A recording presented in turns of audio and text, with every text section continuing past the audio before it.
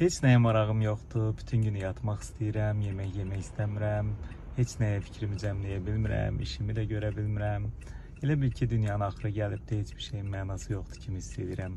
Hava da açılmır, günəş də çıxmır, bu da məni daha da qapalı eləyir. Siz də belə hiss edirsinizmi?